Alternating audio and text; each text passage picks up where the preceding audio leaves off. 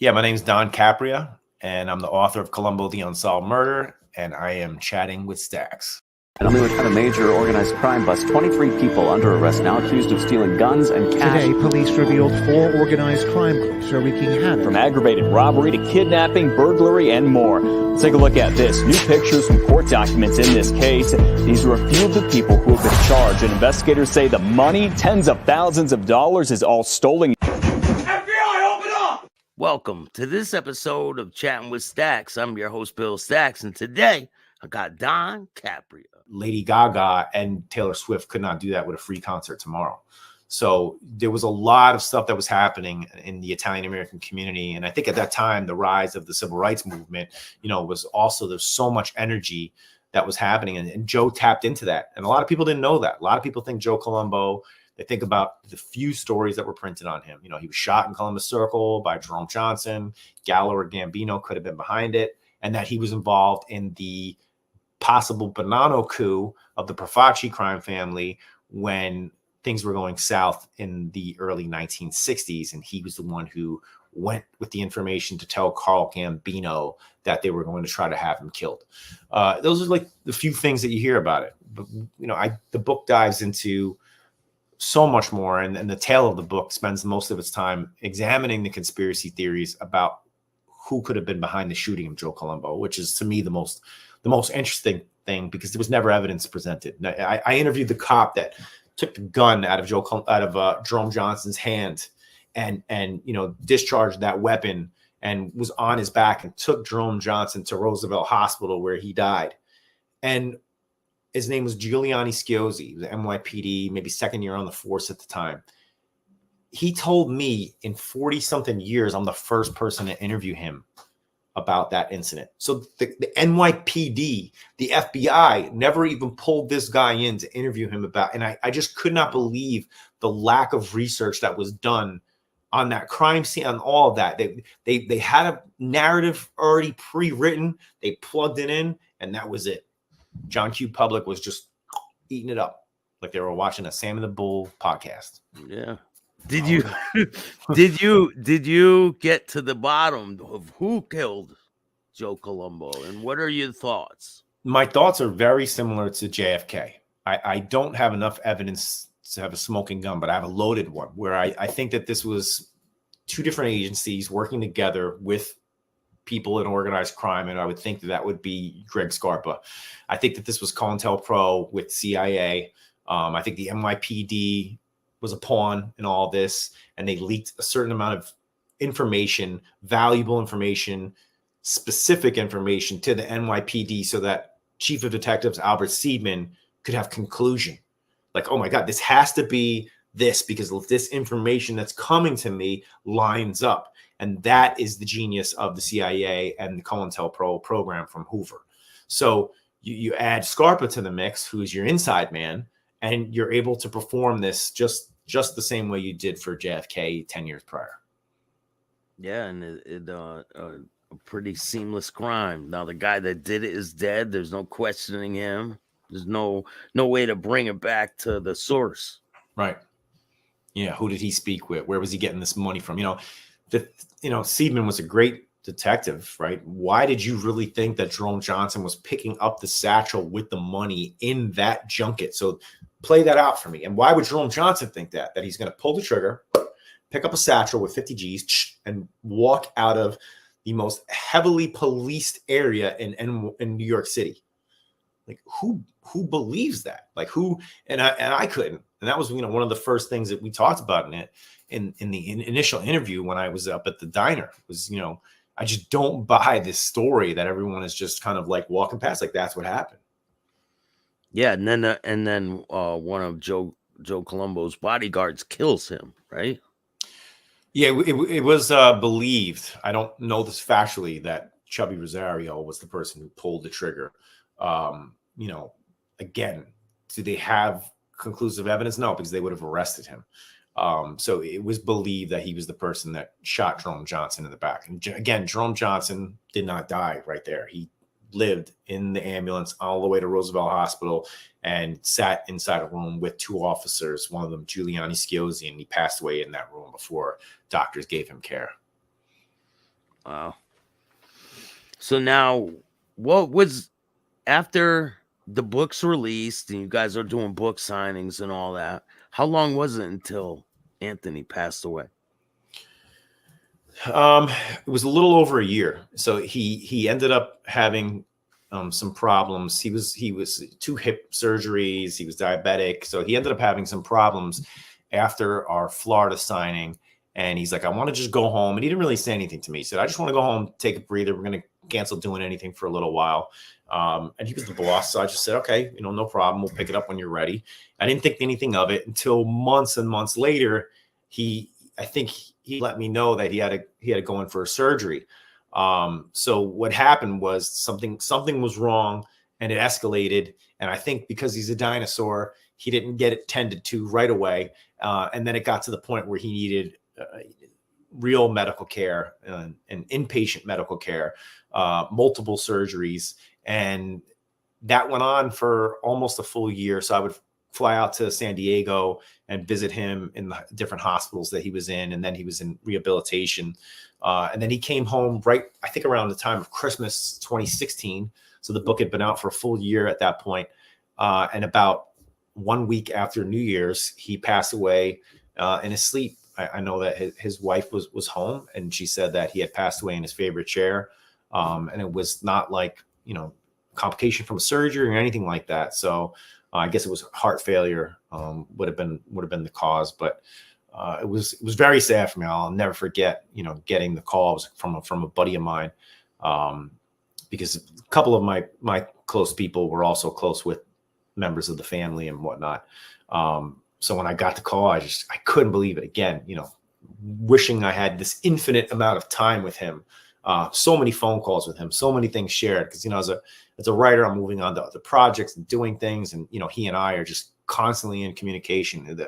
The conversations we had and the chemistry that we had in speaking with one another did not live within the book. It moved its way into regular life as well. Yeah, like you guys were friends. You guys built a connection. Yeah. So what was your direction after that? Where did you go?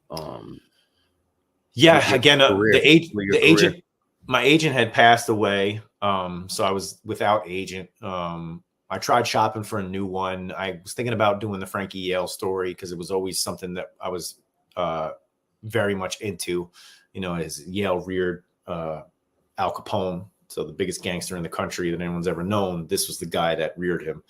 And I didn't have enough information and time to write out a book proposal. And I had gotten an offer to direct a pilot for some reality thing. And I think I just kind of went where the money was going. So I got involved in music again, which was always something I was involved with on the music management side. I was a drummer in bands when I was young, and then I became a manager. So I did some music videos. I shot some reality tape, and then I got involved in the music business again for like close to a decade. And then I took a departure from that and started writing again, worked on a gangster project that I have, a television show, which is about to go into shop soon. I worked on that all throughout COVID. And then I just finished directing my first feature film, which is a horror. So I have a love for true crime and especially in the mob world, but I also love horror movies. Anything where someone's dying within the story, I'm in.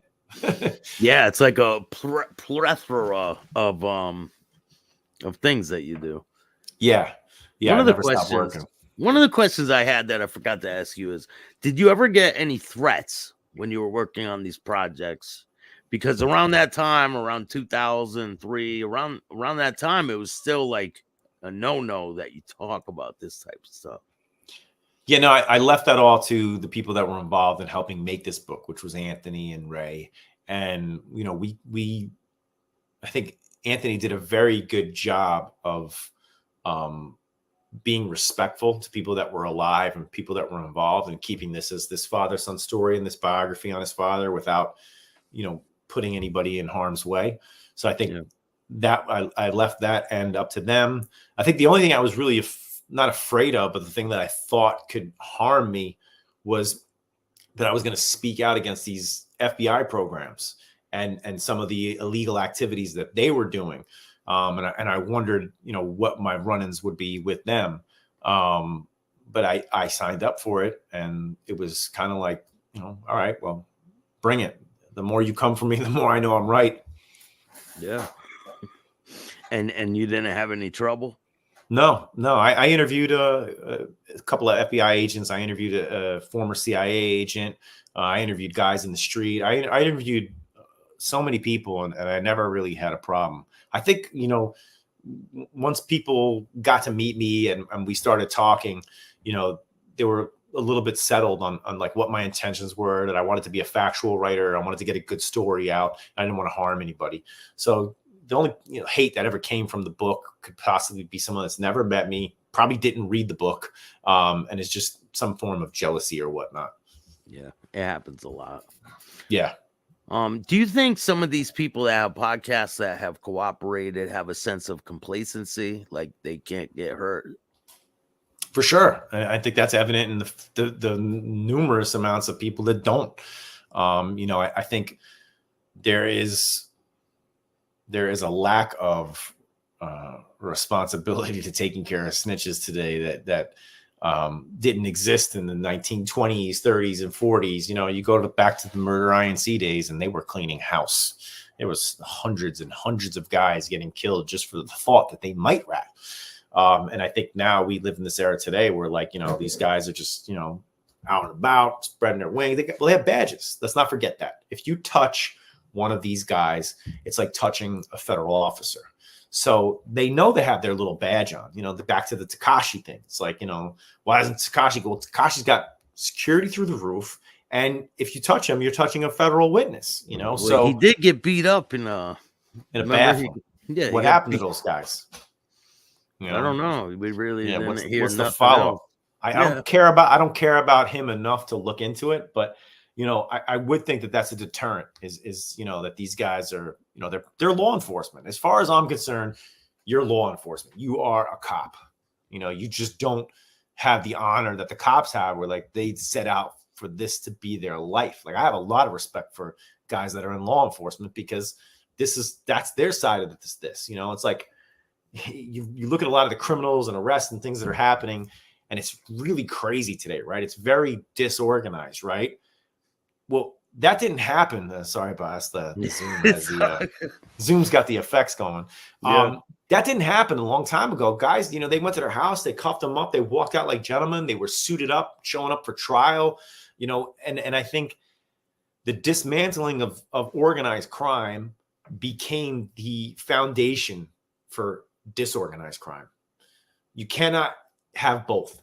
When you get rid of the structure of organized crime, you create the structure for disorganized crime. And that's why you have all these wild kids and guns and the snitching is out of control. The street play is out of control. It's society is definitely deteriorating on that side, and all for what? So that a Giuliani could, have a higher position. I mean, we saw what type of human being he was. If you didn't know that, I knew that back in the 90s and the 80s. If you didn't know that guy was bad back then shame on you. Yeah, I mean, now they got goofies doing crazy shit. They couldn't be gangsters in the street, so now they want to be gangsters on YouTube. It's just, yeah, it's crazy. I think it's a comedy show. It is with bad actors. Yeah, definitely. So, what are your plans for the future? Currently just finished filming this horror film that comes out in theaters in September. It's called Director's Cut, and it's about a young band going off to shoot a music video, and shit goes south for them very fast. And then for the Colombo project, we've been talking a lot as of late, because I think it was the 50th anniversary of the shooting a few years ago, and we wanted to start trying to organize a documentary on that. And I think I'm going to also get in touch with the folks that are doing the League documentary and see if I could lend some information and a lot of the paperwork and research I've done on that subject. So I'll stay within the crime and the horror world for the next decade, bouncing between projects and trying to make interesting story for people to either watch, read, or listen to. Yeah, I've been involved with this for about 3 years, and I love it, man. I love diving into all this information and talking to different people. It's a great career, you know. Yeah, it's a good conversation. I'm glad. Thank you for having me on the show. Yeah, definitely. And can you do a promotional thing where you introduce yourself? You could say your book name, and then just say, "And I'm chatting with Stacks." Yeah. Yeah, my name's Don Capria, and I'm the author of Colombo, the Unsolved Murder, and I am chatting with Stacks. Perfect. Thank you, man. Yeah. I appreciate it. And if you have any video or pictures I could put in, I'll do that. And do you mind if I use some of the clips from when you interviewed Anthony and put in this? Yeah, no, that's cool. Totally. All right, cool. I just wanted to make sure, you know. Yep. You know, some people could be iffy about that, and I just just if anything, you know how you put like, if you could tag it, put the @ and just put Colombo book, you know, as like so people know what the source of it is. Yeah, definitely.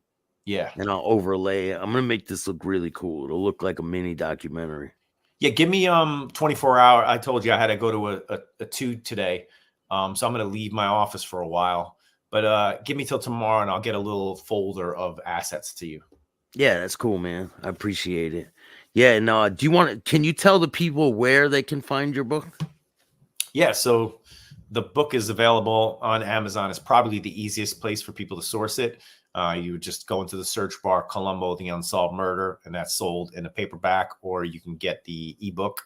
And you could follow Colombo Book on Instagram for some photos, which we post every few days. And I think it's the same YouTube search as Colombo Book, and that would have Anthony Colombo's tapes. And then myself, I have my own personal Instagram. It's just my name, Don Capria.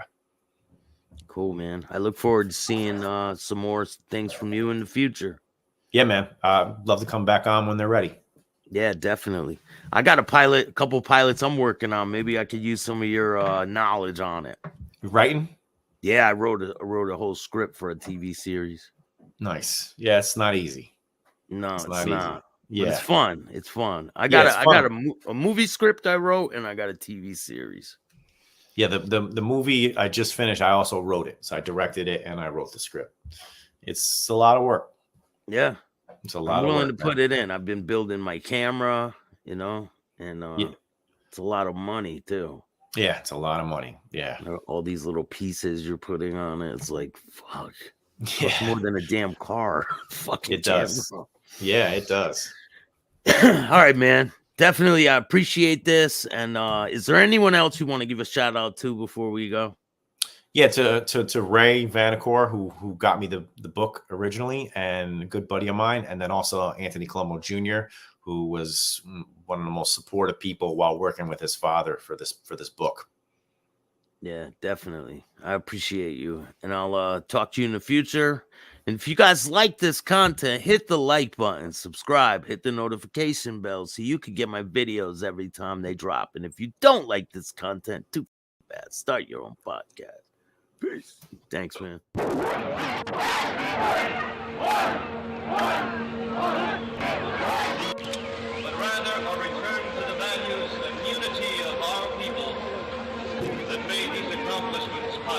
On June 28, 1971, my father was shot in Columbus Circle. I read a dozen books that claimed to know what happened that day and who my father was, but none that offered a shred of evidence. After 40 years, I thought it was time to tell the true story as I lived it.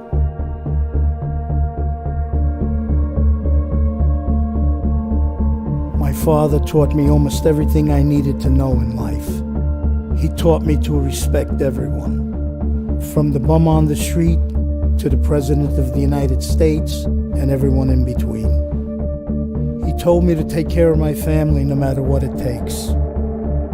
He taught me everything I needed to know about being an Italian American. All of these things were very important to him, but the one thing he never prepared me for in life that I wish he had